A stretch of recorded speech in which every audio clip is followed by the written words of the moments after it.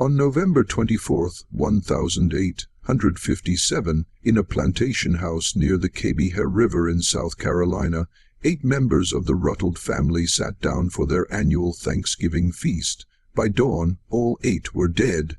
The official county records list the cause as acute gastric fever, a common enough diagnosis in that era, but buried in the private correspondence of Dr.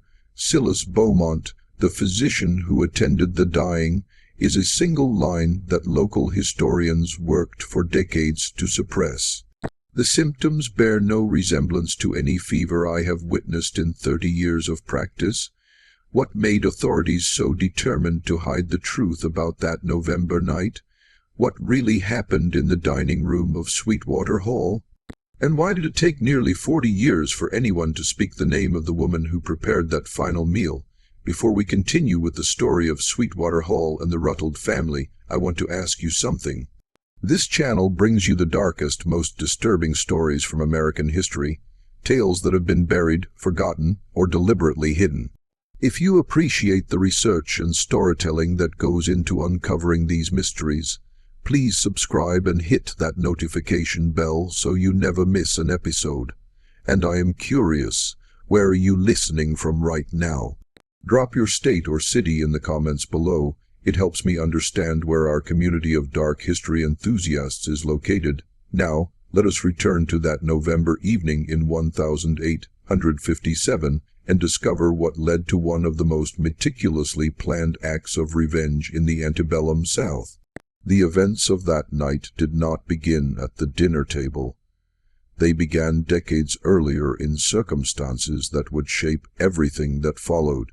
Sweetwater Hall stood 3 miles inland from the Kabeah River, a modest plantation by low country standards with just under 200 acres of rice fields and approximately 40 enslaved workers. The main house, built in 1798, had been in the Ruttles family for 2 generations. By 1857, it was showing its age. The white columns needed fresh paint.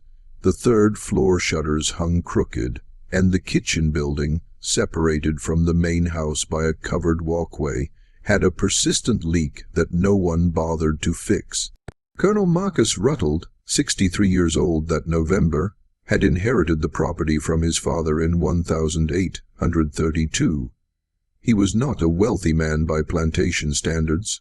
The rice crop had been mediocre for 3 consecutive years, and he had been forced to sell off parcels of land to settle debts. His wife, Constance, 58, came from Charleston society, and had never quite forgiven him for bringing her to what she called the Mosquito Kingdom. Their 4 adult children had all remained nearby, unable or unwilling to establish themselves elsewhere. The eldest son, Marcus Jr., 36, had failed at law school and returned home to manage the plantation with notable incompetence. His wife, Rebecca, 32, spent most of her time writing letters to relatives in Charleston, complaining about the isolation. The second son, Thomas, 33, had a gambling problem that kept him perpetually in debt to his father. The daughter, Elizabeth, 29, had been engaged twice, but never married, and had developed a reputation for a sharp tongue and a sharper temper. The youngest son, William, 26, had studied medicine for 1 year before returning home, claiming the sight of blood made him ill. They were not a happy family. They were not even a particularly functional family. What held them together was not love, but habit, obligation, and the simple fact that none of them had anywhere else to go. In the kitchen building, separated from this dysfunction by a distance of 40 ft and a gulf of circumstance far wider, worked a woman named Patience. She was 38 years old in 1857, though she looked older. Plantation records listed her as house property valued at $700 in the estate inventory of 1849. She had been born at Sweetwater Hall. Her mother, whose name appears in the records only as Old Bess, had worked in the same kitchen until her death in 1846. Patience had learned to cook at her mother's side, starting when she was 6 years old. By 1857, Patience had been preparing the Rutland family's meals for over 30 years. She knew precisely how Colonel Rutland liked his coffee, how Rebecca would send back any dish with too much pepper, how Thomas would eat anything if he was drunk enough, which was most evenings. She knew the family's routines, their preferences, their secrets, and their weaknesses better than they knew them themselves. What she also knew, what she had carried with her every single day for 11 years, was that on March 7, 1846, Marcus Jr. had sold her 10-year-old daughter, Grace, to a cotton broker from Alabama who was passing through the area looking for young house servants.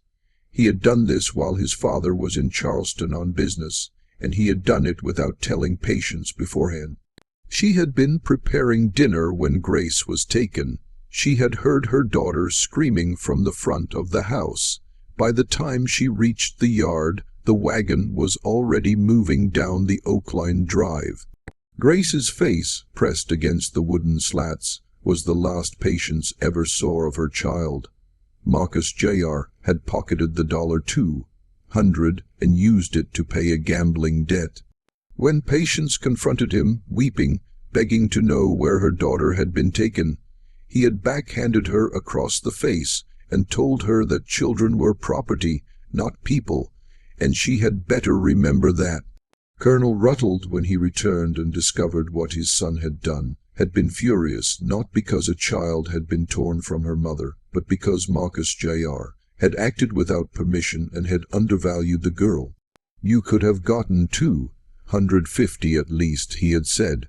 He made no effort to locate Grace or retrieve her.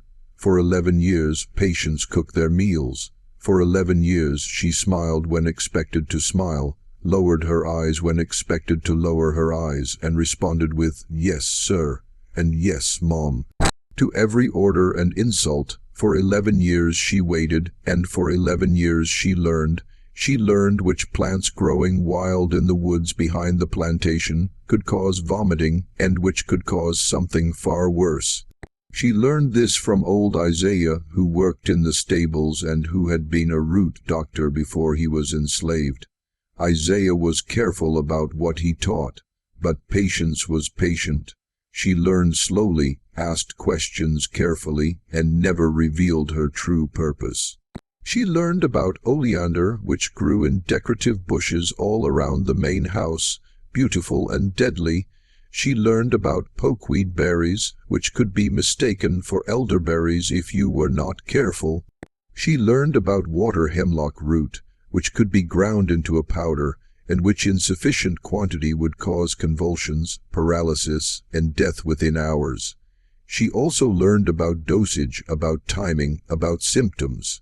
Isaiah, though he never asked directly what she intended to do with this knowledge, seemed to understand. Before he died in 1855, he told her one final thing.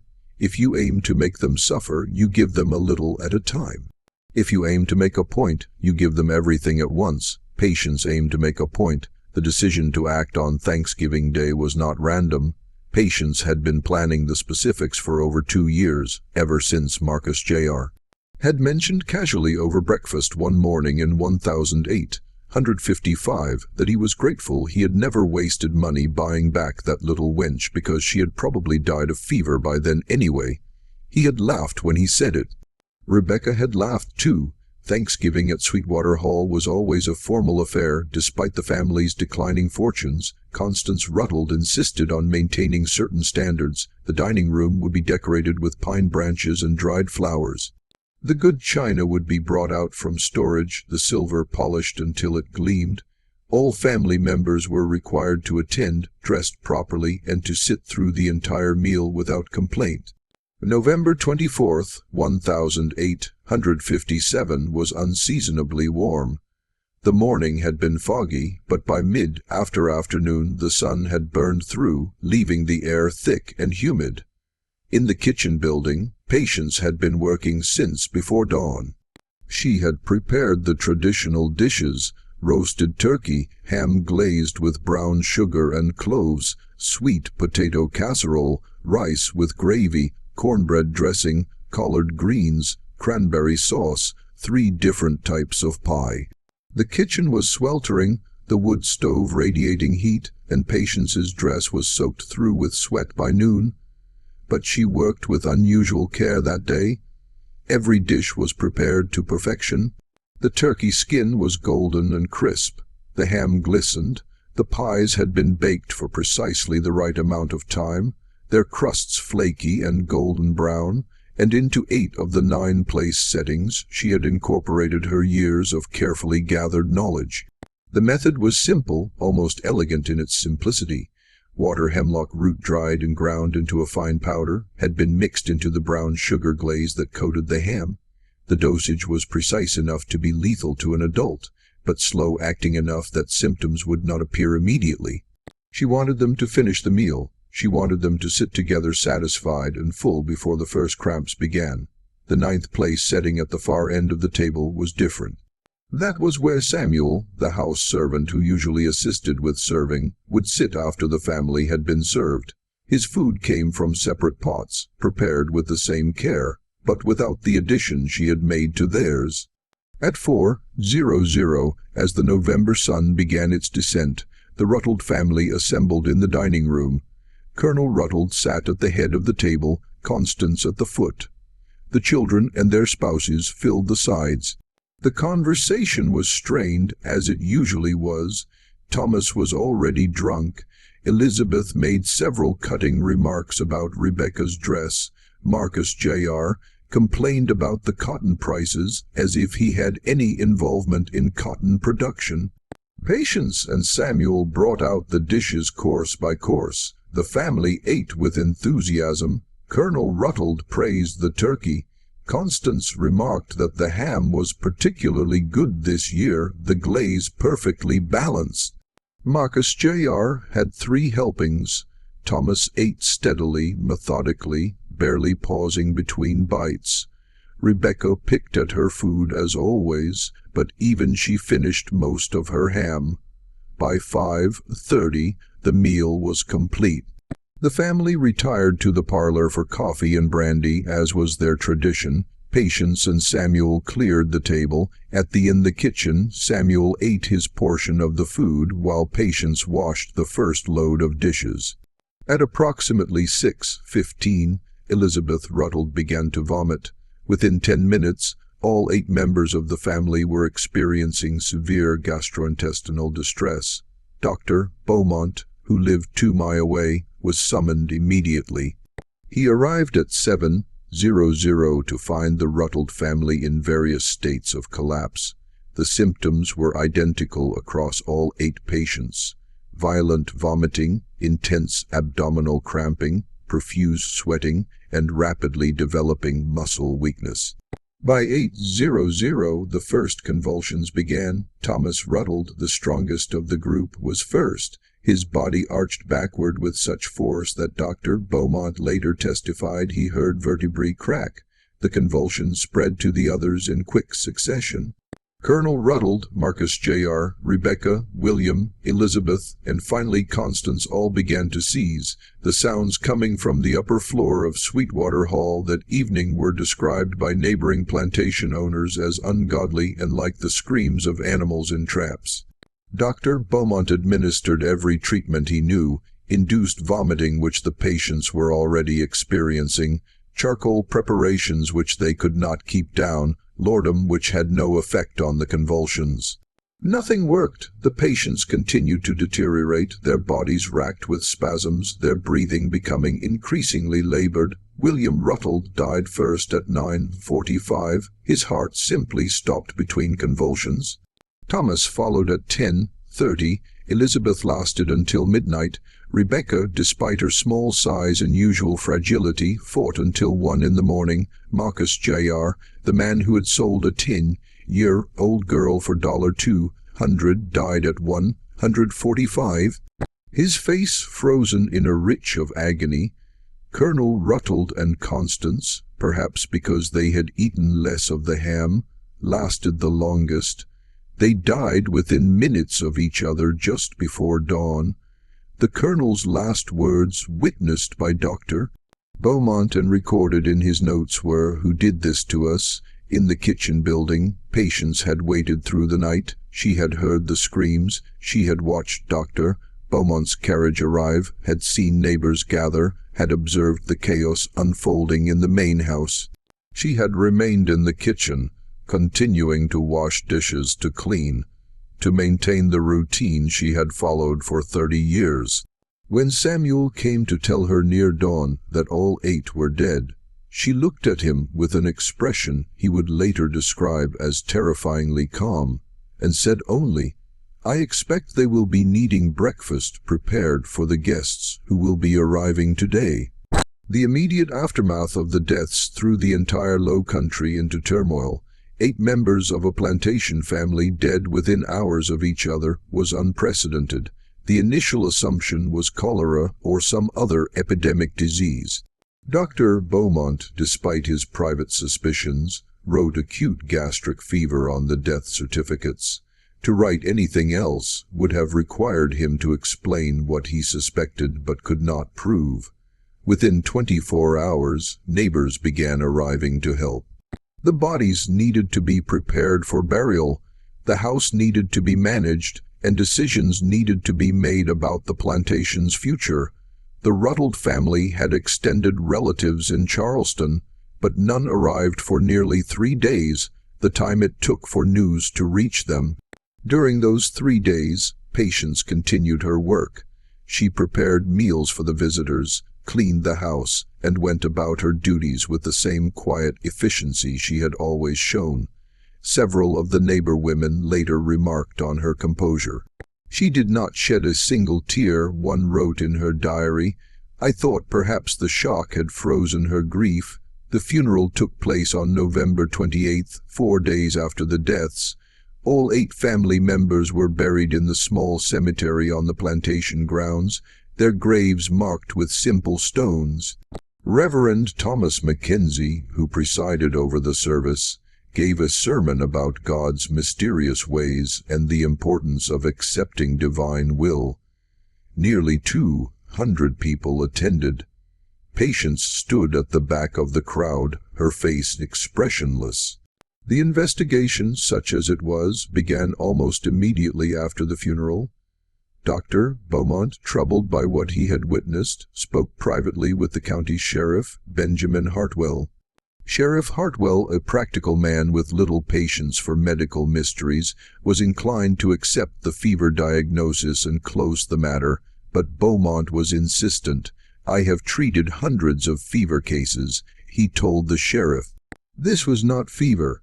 The symptoms were consistent with poisoning, specifically with some form of plant toxin, the convulsions, the rapidity of onset, the fact that all 8 were affected identically.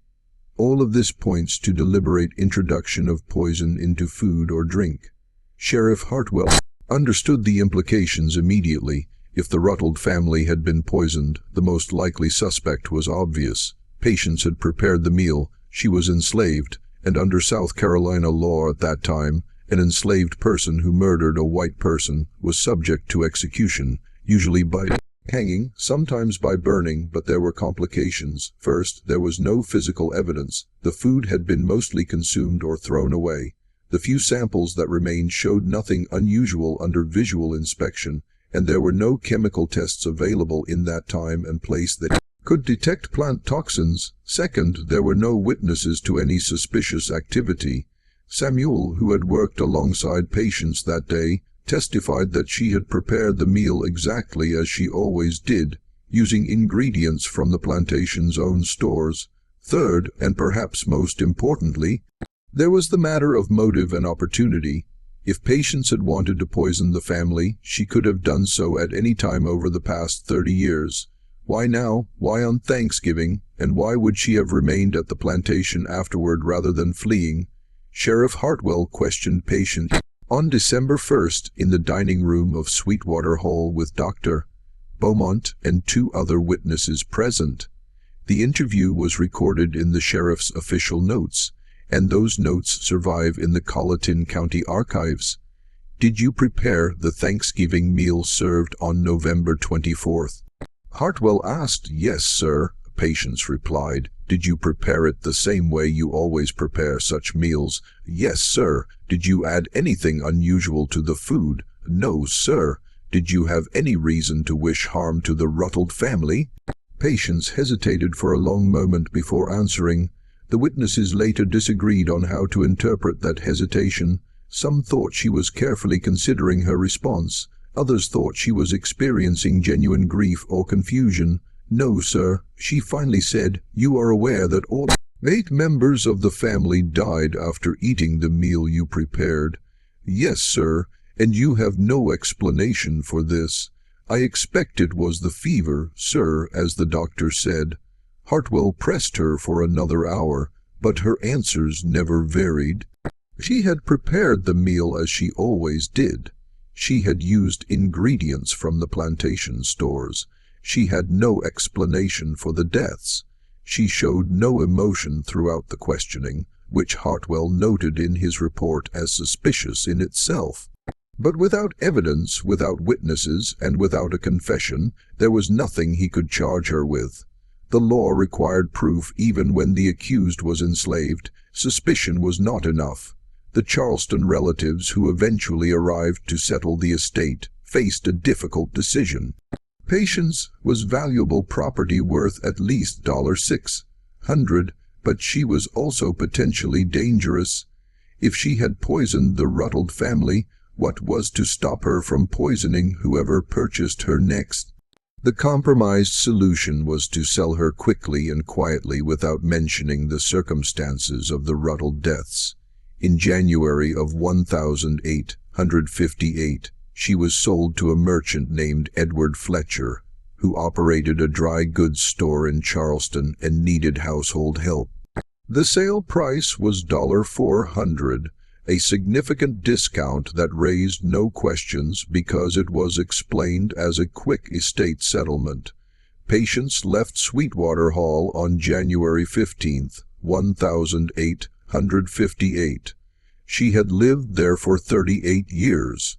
She never returned, and she never saw Grace again. Edward Fletcher's household in Charleston was small. Fletcher himself, his wife Margaret, and their 2 young daughters, ages 8 and 6. They lived above the store on Meeting Street in a modest apartment that was nevertheless far more comfortable than the quarters Patience had occupied at Sweetwater Hall. Fletcher was a nervous man, thin and pale, with a persistent cough that his wife attributed to the dampness of Charleston's climate. He had bought Patience despite his wife's objections because he needed help in the store and could not afford to hire free labor. Margaret Fletcher made her unhappiness with the arrangement clear from the start. I know what happened at that plantation. Margaret told her husband with Impatience's hearing on the first day. Everyone knows. And you brought her into our home where our children sleep. The sheriff found no evidence. Fletcher replied weakly. It was fever. The doctor said so, but Margaret's fears were not irrational because by 1858, rumors about the Thanksgiving deaths had spread throughout the Charleston social circles. The story had evolved with each retelling. Some versions claimed that Patience had confessed before fleeing. Others insisted that physical evidence had been found but suppressed. A few even suggested that Patience had practiced African witchcraft and cursed the food, though these versions were considered less credible than the poisoning theory.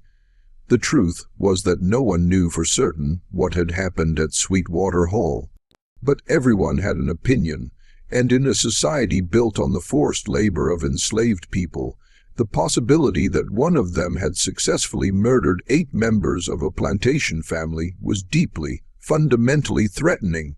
Patience's life in the Fletcher household was carefully monitored. Margaret insisted that Patience never be left alone with food preparation.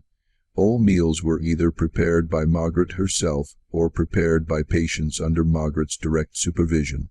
Patience was not allowed near the family's sleeping quarters unsupervised. She was given a locked room in the back of the store and was required to remain there after the store closed each evening. For 6 months, nothing unusual occurred.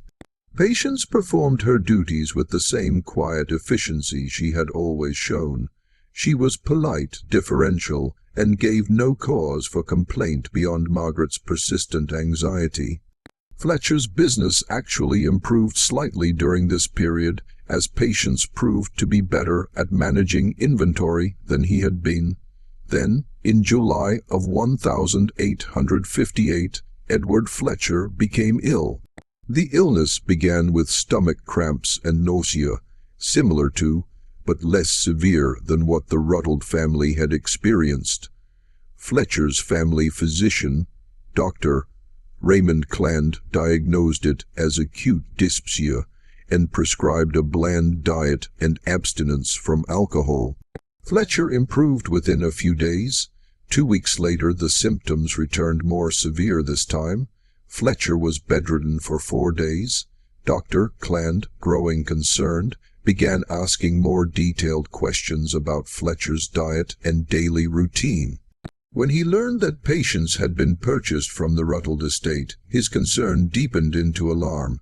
"That woman needs to be removed from your household immediately," Colleton told Fletcher and Margaret in early August. "I do not care what the sheriff said or what the official cause of death was. The timing and nature of your illness is too similar to be coincidental." Fletcher, however, was in a difficult position. He had paid $400 for Patience. He could not simply dismiss her without selling her first, and selling her would mean either taking a significant financial loss or lying to the buyer about her background. He needed time to find a solution. The solution, when it came, was not what anyone expected. On August 17, 1858, a woman appeared at Fletcher's store, asking to speak with Patience. She was well-dressed, clearly from Charleston's merchant class, and she introduced herself as Mrs. Catherine Lell, wife of a shipping agent. She had a peculiar request. "I understand you have in your household a woman named Patience, formerly of Sweetwater Hall Plantation." Mrs. Lell said to Fletcher, "I wish to purchase her from you." Fletcher was immediately suspicious. "May I ask why?" he said. Mrs. Lell's expression was difficult to read. "I have information regarding her daughter," she said. "Information she has been seeking for many years. I am willing to pay you $600 for her, which I believe is above what you paid." This was an extraordinary offer. Fletcher had expected to lose money on Patience's resale, not profit from it. But he was also deeply wary. If Mrs. Lell knew about Grace, she almost certainly knew about the Thanksgiving deaths. Why would she pay a premium for someone suspected of mass murder? "I will need to consult with my wife," Fletcher said. "Of course," Mrs. Lell replied. "I will return tomorrow at the same time, but please understand, Mr. Fletcher, this offer will not remain open indefinitely. I am prepared to complete the transaction immediately if you agree." That evening, the Fletchers debated the offer. Margaret wanted to accept immediately, both for the profit and to remove Patience from their home. Edward was torn between financial sense and a growing curiosity about Mrs. Lell's true motives. In the end, greed and fear combined to produce a decision. The next day, when Mrs. Lell returned, Fletcher agreed to the sale. The paperwork was completed within an hour. Patience, who had not been consulted about any of this, was informed that she had been sold again and would be leaving with Mrs. Lell immediately. As they walked away from Fletcher's store, Mrs. Lell spoke for the first time directly to Patience. "I imagine you have questions," she said.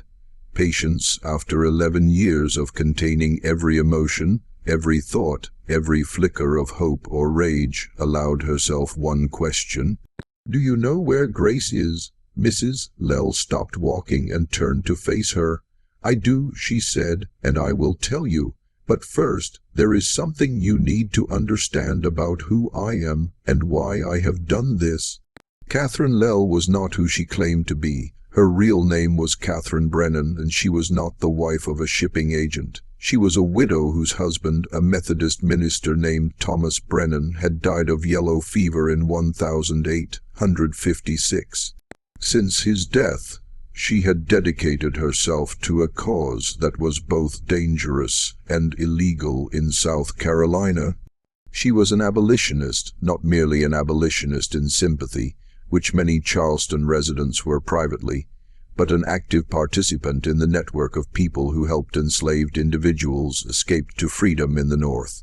She was, in modern terms, a conductor on the Underground Railroad, though that term was not widely used at the time in South Carolina. Mrs. Lell's work was funded by Northern abolition societies and carried out with extreme caution. South Carolina had some of the harshest laws in the nation regarding abolition activities. Anyone caught assisting enslaved people in escaping could be imprisoned, fined enormous sums, or even executed depending on the circumstances. The social consequences were equally severe. Exposure would mean complete ostracism from Charleston society. She had learned about Patience's story through the abolitionist network. News of the Thanksgiving deaths had traveled through back channels, whispered in the quarters of enslaved people across the low country, passed along to those who might use such information. To many enslaved people, Patience had become a figure of dark legend. The woman who had supposedly killed 8 white people and walked away free. Whether the story was true or not, Mrs. Lell saw opportunity. If Patience had indeed done what people said, she was someone of exceptional courage and capability. And more importantly, she was someone who had every reason to hate the system that had enslaved her and stolen her child.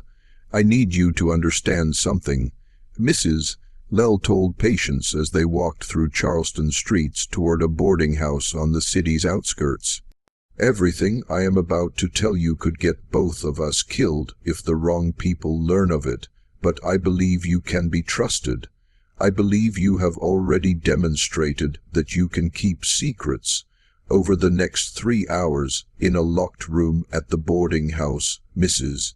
Lell explained the network. She was part of the routes used to move people north, the safe houses, the contacts, the methods of communication.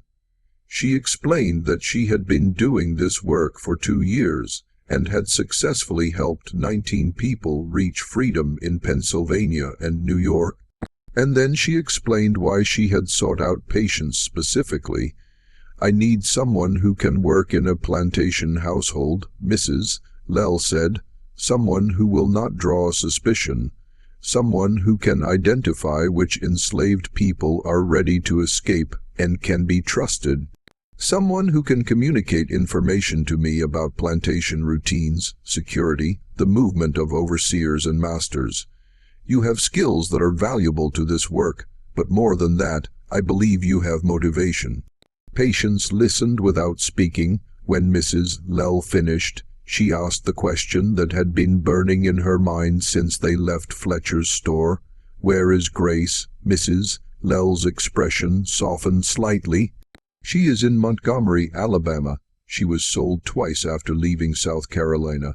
The first sale was to a cotton plantation outside Mobile where she worked for 4 years. The second sale was to a merchant family in Montgomery where she currently works as a house servant.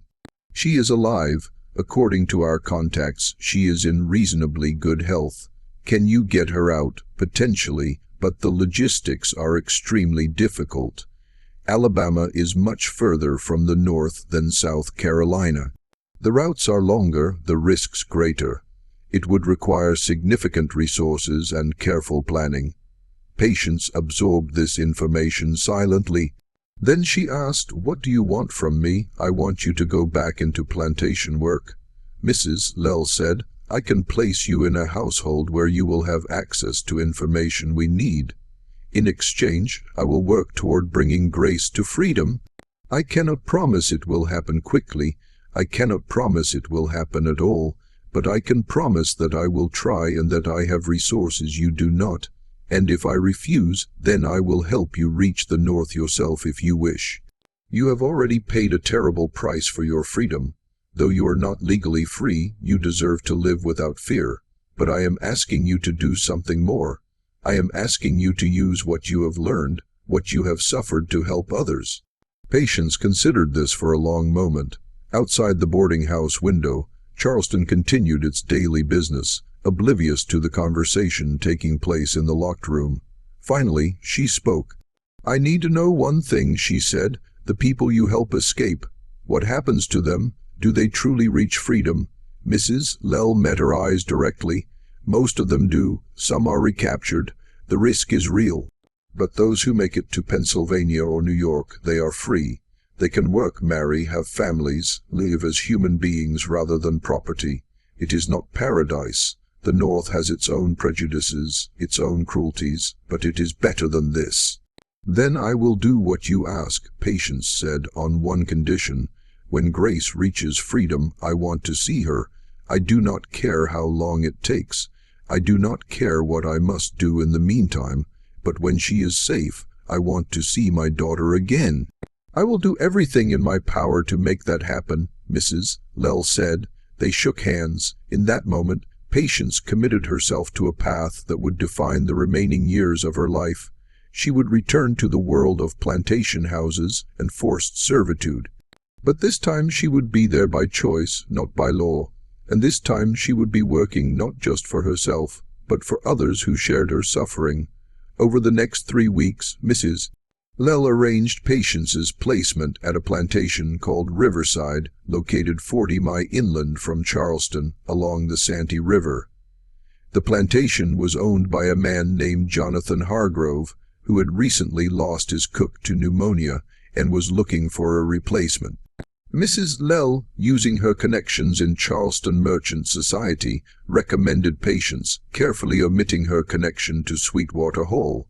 Patience arrived at Riverside in mid-September of 1858. The plantation was larger than Sweetwater Hall, with over 400 acres and 60 enslaved workers. Harrove was a shrewd businessman who prided himself on running an efficient operation. His oversight was thorough but not sadistic.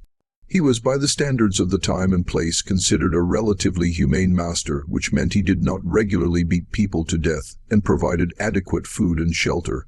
Within weeks, Patience had established herself as an excellent cook and a reliable worker. She learned the routines of the household, the habits of the overseer, the patterns of who came and went and when.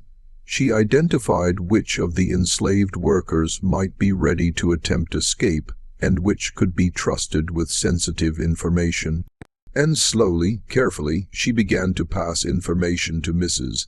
Lell through a network of contacts, a laird who made weekly trips to Charleston, a free black man who delivered supplies to the plantation, a white merchant who was secretly sympathetic to abolition. The information was simple but valuable. When Harrove would be away on business, when the overseer was distracted with other matters, which routes through the swamp were passable, at which times of year, where dogs were kept, and how they could be avoided. Over the following months, 3 people escaped from Riverside Plantation using information Patience had provided. All 3 reached Pennsylvania safely. Mrs. Lell sent word of their success through the network, and with that word came a message for Patience. "Your daughter is being moved to a safe location in preparation for her journey north. Remain patient," but patience, the virtue for which she had been named, was becoming increasingly difficult to maintain. Every day in the Harrove household reminded her of what she had lost. Every time she prepared a meal, she thought of the Thanksgiving dinner at Sweetwater Hall. Every time she saw Hargrove's young daughter, she thought of Grace at 10 years old, torn away from her mother. The rage that she had channeled into planning and executing the poisoning of 8 people had not dissipated. It had merely been redirected, and as weeks turned into months with no word of Grace's successful escape, that rage began to burn hotter. In March of 1859, 16 months after the Thanksgiving deaths, Patience received a message from Mrs. Lell that would test her self-control more severely than anything since Grace had been taken. The message was brief. "Grace's escape attempt failed. She has been recaptured and sold to a plantation outside Selma. We do not currently have contacts in that area. Efforts to establish a route are ongoing, Do not lose hope. When patients read those words standing in the kitchen building at Riverside on a warm March afternoon, something inside her went cold and still. She had waited 11 years for revenge on the Ruttles family. She had waited another 16 months for her daughter's freedom, and now she was being told to wait longer. That night, Jonathan Harrow's evening meal included a dish that patients had not prepared in over a year.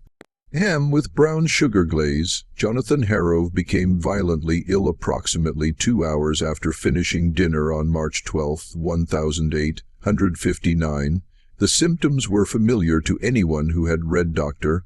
Beaumont's notes from Sweetwater Hall. Severe vomiting, intense abdominal cramping, profuse sweating, muscle weakness, and eventually convulsions. But unlike the Ruttles family, Harrow survived. There were 2 reasons for this. First, patients had given him a smaller dose than she had used at Sweetwater Hall, either deliberately or because her hand shook when she added the powder to his food. Second, Hargrove's household included a physician's widow, Mrs. Anne Pritchard, his mother-in-law, who was visiting from Charleston. Mrs. Pritchard had seen her husband treat dozens of poisoning cases during his career, and she recognized the symptoms immediately. She forced Harrow to drink massive quantities of water mixed with ash from the fireplace, inducing vomiting beyond what the poison had already caused. She kept him conscious through willpower and repeated applications of cold water to his face and chest, and she sent for a physician immediately, not waiting to see if the symptoms would resolve on their own.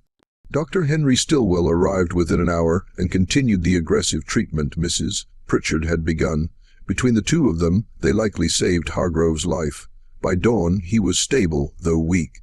By the following evening, it was clear he would survive, but Mrs. Pritchard had not saved his life out of mercy alone. She had also taken careful note of what had happened and when. She knew that Harrow had eaten dinner at 6:00. She knew that symptoms began at 8:00. She knew that only Harrow had been affected, which meant the poison had been in his portion, specifically, not in a shared dish, and she knew who had prepared the meal. The discovery of what Mrs. Pritchard found in the kitchen building would become the centerpiece of the prosecution's case. She had waited until dawn, when Harrow's condition had stabilized, before conducting her search. She had been methodical, checking every jar, every container, every conceivable hiding place where something dangerous might be kept. The loose floorboard beneath the preparation table had given itself away with a slight creak when she stepped on it. Beneath it, wrapped carefully in a piece of old linen, was a cloth bag, no larger than a woman's hand. Inside that bag was approximately 2 oz of dried root material already ground into a coarse powder. Mrs. Pritchard had been careful not to touch it directly. She had her late husband's medical books in her traveling trunk, and she spent the next hour comparing the physical characteristics of the powder to descriptions of various poisonous plants. Water hemlock root, when dried and ground, has a distinctive yellowish-brown color and a faint unpleasant odor that some compare to parsnips left too long in damp earth. The powder in the bag matched these characteristics precisely. More tellingly, her husband's notes included a case study from 1843 involving a child who had died after consuming water hemlock root. The symptoms described matched what she had witnessed in Hargrove almost exactly. When Sheriff William Talbot arrived at Riverside on March 14th to investigate, Mrs. Pritchard presented him with the evidence and a written statement detailing her findings. She also presented him with something else, a theory. This woman did not act on impulse, Mrs. Pritchard told the sheriff in Hargrove's study with Harrow himself, still weak but recovering, listening from a chair by the window. The poison was prepared in advance, hidden deliberately. This suggests premeditation and planning, and if she planned to poison Mr. Harrow, who had shown her no particular cruelty, what might she have done to previous masters? Sheriff Talbot had been in law enforcement long enough to recognize where this line of reasoning led. You are suggesting she may be connected to other incidents. I am suggesting that someone should inquire whether she has any history of similar occurrences. Mrs. Pritchard replied. Harrow, his voice still from the ordeal, added a critical piece of information. I purchased her from Edward Fletcher in Charleston. Fletcher purchased her from the Rutledge estate settlement. The Rutledge family, if you recall, died under mysterious circumstances in late 1857. The connection once made seemed obvious in retrospect. Within hours, Sheriff Talbot had sent telegrams to Colleton County, requesting all available information about the Sweetwater Hall deaths. By evening, he had received a response from Sheriff Hartwell, who had investigated those deaths and had harbored suspicions about Patience that he had been unable to prove. Patience was arrested the next morning while preparing breakfast. She had shown no sign of intending to flee. She had continued her work as though nothing had happened, as though Harrow's near death was merely an unfortunate coincidence. When Sheriff Talbot confronted her in the kitchen, asking directly if she had poisoned Harrow's food, she had looked at him with an expression he would later describe as utterly without remorse or fear, and said simply, I have nothing to say to you. She was taken to the county jail in Charleston that same day. The journey took 6 hours by wagon, and during the entire trip, Patience spoke only once. As they passed through a small town along the route, she asked the deputy escorting her what month it was. When he told her it was March, she nodded and said nothing more. The trial of Patience began on April 26, 1859 in the Charleston courthouse. The building was packed with spectators from the first day. News of the arrest had spread quickly, and the connection to the Sweetwater Hall deaths had transformed what might have been a routine case into something far more sensational.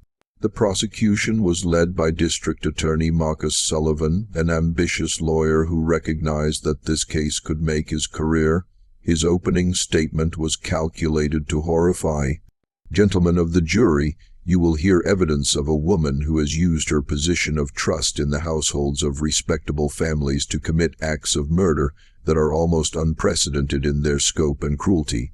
This is not a case of spontaneous violence or self-defense. This is calculated cold-blooded poisoning carried out with planning and deliberation. The evidence presented over the first 2 days was damning. Dr. Stillwell testified about Harrow's symptoms and his opinion that they were consistent with plant poisoning. Mrs. Pritchard testified about finding the hidden poison and described in detail the methodical way she had searched the kitchen. Sheriff Talbot presented the physical evidence, the cloth bag, its contents, the linen wrapping. On the third day, the prosecution called Sheriff Hartwell from Colleton County. His testimony about the Sweetwater Hall investigation was particularly damaging. He described his suspicions at the time, his questioning of Patience, her calm demeanor, and his frustration at being unable to prove anything. I knew in my gut that something was wrong, he testified. But without evidence, without confession, without witnesses, my hands were tied. Dr. Bowman's written notes from that night were entered into evidence and read aloud to the jury. The descriptions of the Rutledge family suffering were graphic enough that several jury members visibly reacted. The similarities between those symptoms and what Harrow had experienced were undeniable. The defense attorney, Robert Mansfield, was a young lawyer who had been practicing for less than 2 years. He had been appointed by the court because Patience as enslaved property could not hire her own counsel and had no one willing to pay for her defense. Mansfield was in an impossible position. The evidence was overwhelming. The public sentiment was against his client, and he had almost no resources to mount an effective defense. His strategy, such as it was, focused on raising doubt about the connection between the two incidents. He argued that the Sweetwater Hall deaths had been officially attributed to gastric fever, not poisoning. He pointed out that no physical evidence had been found at Sweetwater Hall connecting patients to any wrongdoing. He suggested that the poison found at Riverside might have been planted by someone else, though he could not offer a plausible theory as to who or why. His cross-examination of Mrs. Pritchard was particularly weak. "Is it not possible," he asked, "that the powder you found could have been there for innocent purposes, perhaps for controlling rodents?" Mrs. Pritchard's response was devastating. "I am familiar with the substances commonly used for rodent control, Mr. Mansfield. They are typically arsenic-based compounds that would present quite differently from what I found. Moreover, water hemlock root is not an effective rodenticide. Its primary characteristic is that it is lethal to humans and livestock. There is no innocent explanation for its presence in that kitchen." The jury deliberated for less than an hour before returning a guilty verdict on the charge of attempted murder of Jonathan Hargrove. Then came the moment that transformed the trial from a straightforward criminal case into something that would be discussed in legal circles for decades afterward. During the sentencing phase, before Judge Abraham Townsend could pronounce sentence, Mrs. Pritchard stood and addressed the court. "Your Honor, before sentence is passed, I believe this court and this jury should be aware of the full scope of this woman's crimes. Based on the evidence presented and my own investigation, I am convinced that she is also responsible for the deaths of 8 members of the Ruttled family on November 24, 1857. The courtroom erupted. Judge Townsend gave for order repeatedly before finally threatening to clear the room. When silence was restored, he addressed Mrs. Pritchard directly. "Mrs. Pritchard, this is highly irregular. The defendant has been tried and convicted on charges relating to your son-in-law. The Sweetwater Hall matter is a separate incident that has never been prosecuted. With respect, Your Honor, I believe justice demands that we acknowledge the full pattern of this woman's behavior. If she is to be sentenced, the sentence should reflect not just one attempted murder, but multiple successful ones." Judge Townsend was silent for a long moment, considering the implications. Then he made a decision that would be controversial, even by the standards of 1859 Southern justice. "The court will recess for 1 week. During that time, the prosecution will prepare additional charges relating to the deaths at Sweetwater Hall. The defendant will be held pending this additional proceeding." The second phase of the trial began on May 4, 1859. This time the charge was murder, 8 counts. The evidence was entirely circumstantial. The prosecution could not produce the poisoned food, could not produce witnesses to the act of poisoning, could not even definitively prove that poisoning had occurred at Sweetwater Hall since the official cause of death had been listed as fever. What they could prove was opportunity, means, and motive. Patience had prepared the meal. She had access to the means as demonstrated by what was found at Riverside, and the motive, they argued, was the sale of her daughter, Grace, 11 years earlier. This was where Marcus Sullivan made his most powerful argument. He called to the stand a merchant named David Lawson, who had been present at Sweetwater Hall on the day Grace was sold. Lawson testified that he had witnessed the transaction and had seen Patience's reaction when she realized what was happening.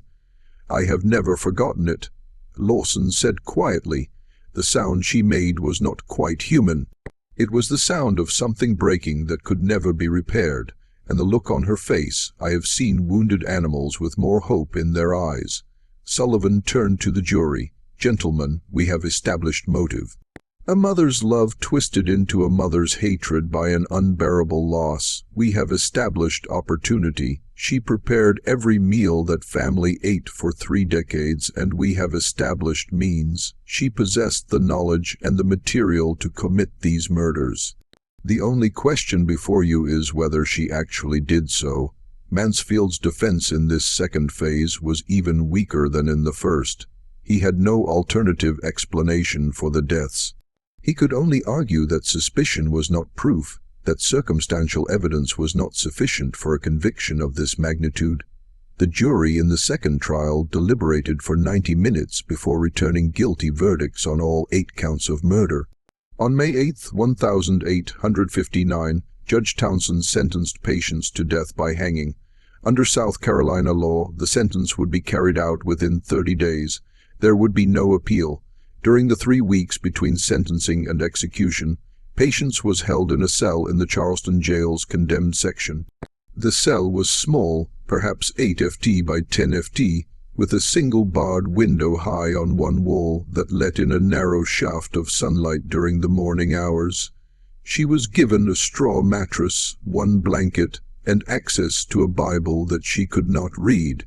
She was allowed no visitors except the court-appointed chaplain, a Methodist minister named Reverend James Carlson, who came twice a week to pray with her and encourage her to confess her sins before meeting her Maker.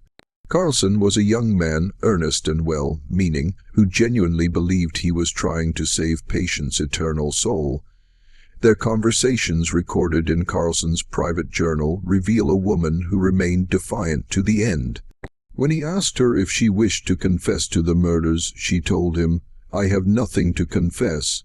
Confession requires regret, and I have none." When he pressed her, asking if she felt no remorse for taking human lives, she replied, "Those people were not human in the eyes of the law. I was not human in the eyes of the law."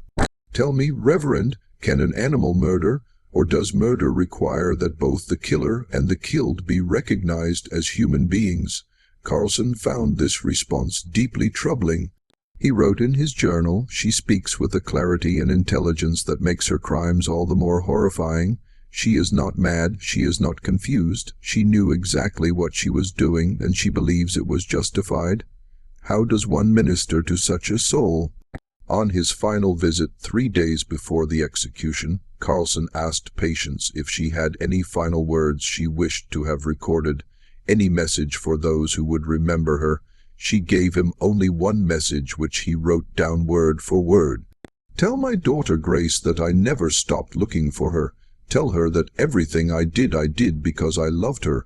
Tell her that she should be free." Carlson asked her if she knew where Grace was. Patience shook her head. "I do not know if she is alive or dead. I do not know if she remembers me. But if she lives, and if she ever learns what happened to me, I want her to know that I loved her more than my own life." That message, written on a single sheet of paper in Carlson's careful handwriting, was placed in his personal papers. It would not be discovered until 1932, when his grandson donated those papers to the Charleston Historical Society. By then, if Grace had survived, she would have been 96 years old. The final days before the execution were marked by unusual activity in Charleston's abolitionist circles, though this would not become clear until years later. A woman matching Catherine Lull's description was seen multiple times near the jail, though she never attempted to visit Patience directly. Money changed hands in back rooms and quiet corners. Messages were sent north by means that deliberately left no paper trail. On the morning of June 1, 1859, Patience was led from her cell at 9:00. She had been given a simple gray dress to wear, newer and cleaner than anything she had owned in life.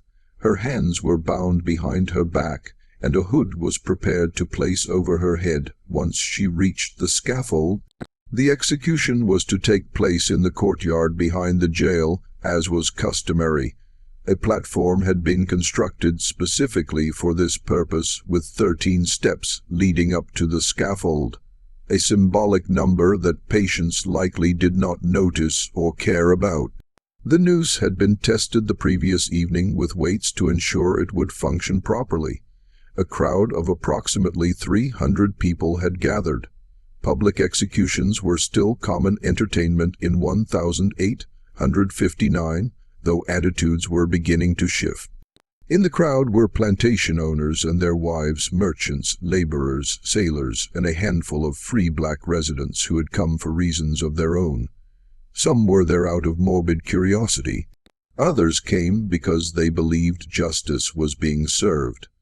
A few came for reasons they could not have articulated, drawn by the spectacle of a woman being executed for refusing to accept her enslavement.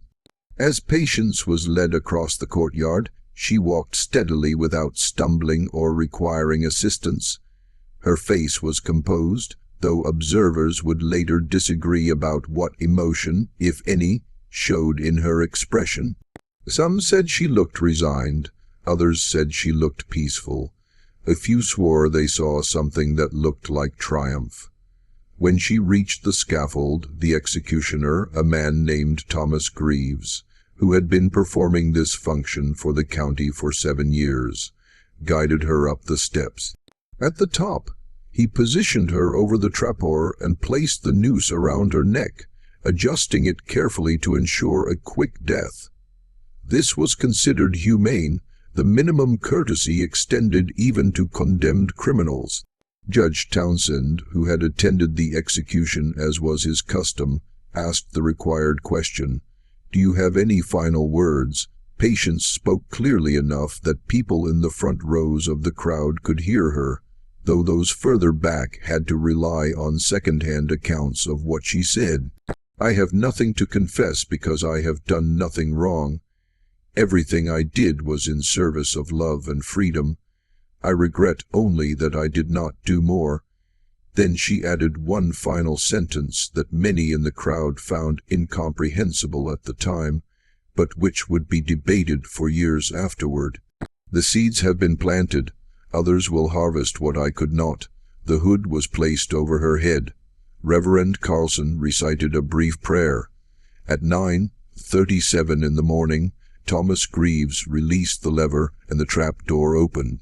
The official record states that death was instantaneous. Patience's body dropped approximately 5 ft and her neck broke cleanly. The prison physician who examined the body afterward confirmed that she had died immediately upon the drop. This was recorded as a successful execution carried out according to proper procedure. Her body was buried that same afternoon in the porpoise section of the prison cemetery in an unmarked grave. Under the law at that time, executed criminals were not entitled to marked graves or proper Christian burial in consecrated ground, though Reverend Carlson insisted on reading a brief service over the grave site, despite the objections of some witnesses. The story should have ended there, with Patience dead and buried, her crimes punished, justice served according to the standards of her time and place. And indeed, for most people who witnessed or heard about the execution, that is where the story ended. But there are threads that extend beyond that June morning, threads that suggest the story is more complex than it appears. First, there is the matter of the plant material found in Patience's quarters at Riverside. The prosecution claimed it was water hemlock root, and that claim was never effectively challenged in court. But Dr. Stillwell, the physician who treated Harrove, later wrote in his private journal that he was not entirely convinced the symptoms matched water hemlock poisoning. They were similar but not identical. He suspected a different toxin might have been involved, possibly a combination of substances he could not identify. Second, there is the curious fact that Samuel, the house servant who worked alongside Patience at Sweetwater Hall, disappeared from the historical record entirely after the Thanksgiving deaths. He was not sold with the rest of the estate property. He was not recorded as having died. He simply vanished. Several historians have speculated that he may have successfully escaped to the north, possibly with assistance from abolition networks. Third, and most intriguingly, there are records from the Underground Railroad network that survived the Civil War. These records, scattered across various archives in Pennsylvania and New York, include references to a woman named Grace, who reached Philadelphia in June of 1859, just weeks after Patience' execution. The timing is exact enough to suggest that Grace's escape may have been deliberately coordinated to occur after her mother's death, when authorities would be less likely to connect them. The woman identified as Grace in these records went by the name Grace Freeman. She settled in Philadelphia's growing free black community and worked as a seamstress. In 1864, she married a blacksmith named Thomas Warner. They had 3 children. Grace lived until 1908, dying at the age of 72. In her obituary, published in a Philadelphia newspaper, there is a single line that has fascinated historians. Mrs. Warner often spoke of her mother, who she described as a woman of remarkable strength and determination, who had sacrificed everything for her daughter's freedom. Whether Grace Freeman was the same Grace who was sold away from Sweetwater Hall in 1846 is impossible to prove definitively. The circumstantial evidence is compelling but not conclusive. What is certain is that someone made sure Grace's story did not die with Patience. Catherine Lell continued her work with the Underground Railroad until 1863, when Union forces occupied much of South Carolina and her services were no longer needed. She survived the Civil War and spent her final years in Boston, where she died in 1879. In her papers donated to the Massachusetts Historical Society, there is a journal entry dated June 15, 1859. It reads, "Today I received word that the package was delivered safely to Philadelphia. The cost was higher than anticipated, but some prices are worth paying. I only wish the sender could know that her investment reached its intended destination. Sweetwater Hall itself fell into ruin during the Civil War. The plantation was burned by Union troops in 1865. The land was never rebuilt. Today, nothing remains of the main house except the foundation stones overgrown with kudzu and forgotten by time. The cemetery where the Ruttled family was buried is still there, but the gravestones had weathered to illegibility. Local historians in Colleton County occasionally write about the Thanksgiving poisoning, but they tend to treat it as a footnote to larger stories about plantation life and the Civil War. The full details of what happened that November evening have been lost to time, obscured by lost records, faded memories, and the tendency of history to simplify complex stories into morality tales. But the questions remain. Did Patience really poison 8 people? If so, how did she acquire the knowledge and materials? Was it premeditated revenge for her daughter's sale? Or was there another motive? Did she act alone? Or did she have help? And what happened to the people who knew the truth but never spoke publicly? The official record says that Patience was a murderer executed for her crimes, but the whispered stories passed down through generations of descendants of enslaved people in the Low Country tell a different tale. They speak of a woman who found a way to fight back against a system that had stolen everything from her. They speak of a mother's love and a mother's rage intertwined so completely that they became indistinguishable. They speak of justice, even if the law called it murder. And they speak of a daughter named Grace who lived to be 72 years old, raised 3 children in freedom, and told her grandchildren stories about a mother she barely remembered but never forgot. The truth about what happened in the dining room of Sweetwater Hall on Thanksgiving Day 1857 died with Patience in the courtyard of Charleston Jail, but the reverberations of that evening continued for decades, touching lives in ways that cannot be fully traced or understood. What we know is this: 8 people died after eating a meal that Patience prepared. Another man became severely ill after eating a meal she prepared. Plant materials capable of causing those symptoms were found in her possession. She was convicted, sentenced, and executed. These are the facts, what we believe, what we suspect, what we choose to interpret from those facts that remains open to question. History is written by those who survive and those who have the power to control the narrative. The voices of the enslaved, the voices of women like Patience, who left no written record of their thoughts and motivations. Those voices are largely silent, but silence is not the same as absence. The stories survive, passed down through generations, transformed and embellished, but carrying at their core a truth that transcends factual accuracy. Patience existed, grace existed, the Ruddled family died. These things happened. Whether Patience was a murderer or a freedom fighter, a monster or a hero, depends entirely on whose story you choose to believe. And that choice perhaps says more about us than it does about her. What do you think of this story? Do you believe Patience was justified in her actions, or was she a murderer who deserved her fate? The line between justice and revenge is often thinner than we want to admit. Leave your thoughts in the comments below. If you found this historical mystery compelling and want more deep dives into the darkest corners of American history, subscribe to this channel and hit that notification bell so you never miss a story. And if you think someone you know would appreciate this tale of resistance, revenge, and the complicated nature of historical justice, share this video with them. Thank you for listening, and I will see you in the next episode.